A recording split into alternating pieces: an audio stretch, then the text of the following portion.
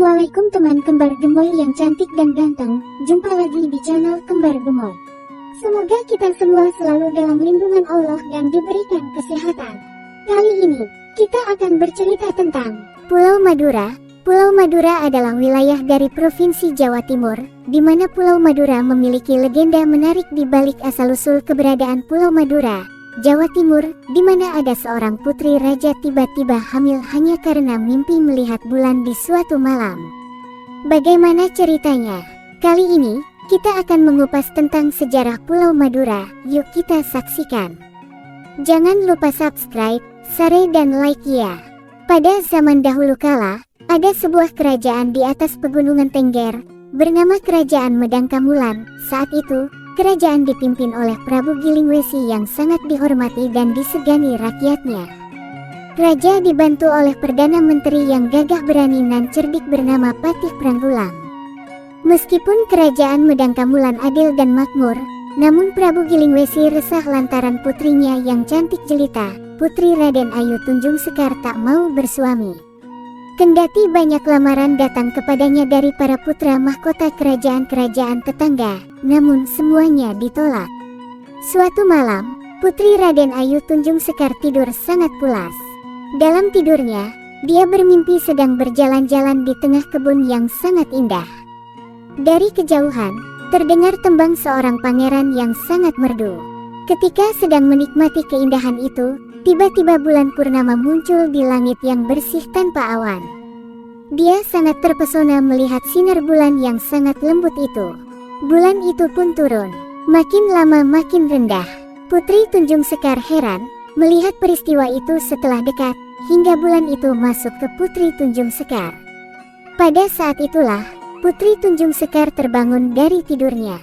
Dia terkejut, kemudian mencoba untuk mengartikan mimpi itu. Beberapa bulan setelah mimpi itu, Putri Tunjung Sekar ternyata hamil. Kejadian ini tentu saja membuat Prabu Gilingwesi merasa terpukul dan murka. Dia tidak percaya jika kehamilan putrinya itu diakibatkan karena mimpi. Kemudian, Prabu Gilingwesi memutuskan untuk menghukum Putri Tunjung Sekar. Patih, Kata raja dengan nada sangat marah, bawalah Putri Tunjung Sekar ke hutan, dan di sana bunuhlah dia sebagai hukuman atas kesalahannya. Patih Pranggulang pun berangkat. Setelah berjalan sehari semalam, sampailah mereka di hutan yang sangat lebat yang kebetulan dekat dengan laut. Mereka berhenti di tempat tersebut. Ki Patih, Ujar Tunjung Sekar. silakan hukuman mati untukku dilaksanakan.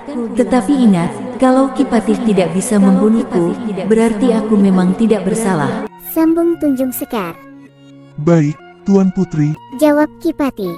Patih Pranggulang menghunus pedangnya. Dengan cepat, dia mengayunkan pedang ke Putri Tunjung Sekar.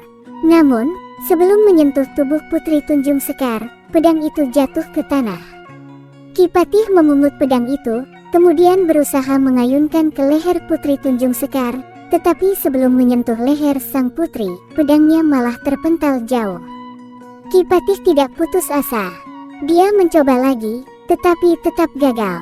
Kali ini bahkan pedangnya terpental makin jauh. Tuan Putri, kiranya benar apa yang Tuan Putri katakan. Tuan Putri memang tidak bersalah. Kata Ki Patih.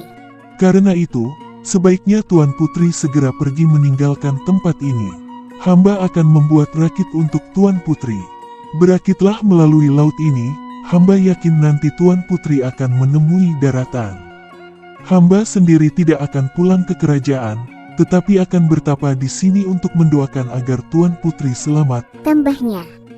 Tunjung Sekar pun kemudian menaiki rakit yang telah dibuat Ki Patih. Ketika sampai di tengah laut pada suatu malam, kebetulan waktu itu bulan sedang purnama, perut Tunjung Sekar terasa sangat sakit. Ketika bulan benar-benar di atas Tunjung Sekar, lahirlah seorang bayi laki-laki yang mungil dari perut Tunjung Sekar.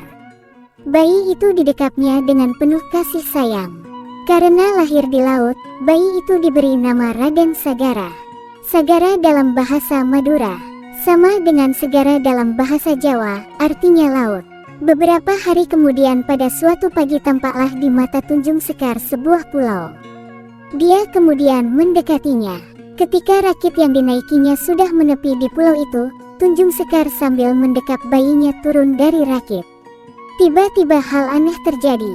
Ketika sampai di darat, Raden Sagara yang baru berumur beberapa hari tiba-tiba melokat ke tanah.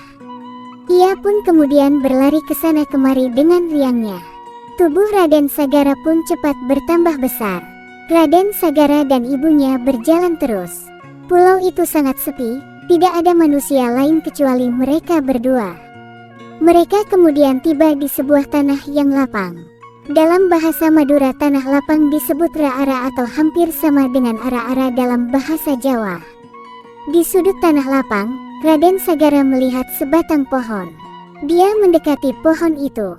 Di dahan paling rendah ada sarang lebah yang cukup besar. Ketika Raden Sagara mendekat, lebah-lebah bertebangan menjauh, seolah-olah mempersilahkan Raden Sagara untuk mengambil madunya. Kemudian Raden Sagara pun dapat menikmati madu bersama ibunya sepuas-puasnya. Karena mereka menemukan madu di tanah lapang yang luas, tempat itu kemudian diberi nama Madura, yaitu berasal dari kata madu ara, artinya madu di tanah yang lapang. Raden Sagara pun kemudian hidup bersama ibunya, dan kelak di kemudian hari, ia menjadi raja memerintah Pulau Madura. Support terus channel Kembar Gemoy. Dan jangan lupa subscribe, like, dan komen ya teman-teman. Agar kami semangat membuat cerita-cerita yang lainnya. Terima kasih sudah menonton. Jangan lupa belajar ya, jangan main HP terus, hehehe. Wassalamualaikum warahmatullahi wabarakatuh. Sampai jumpa di video selanjutnya.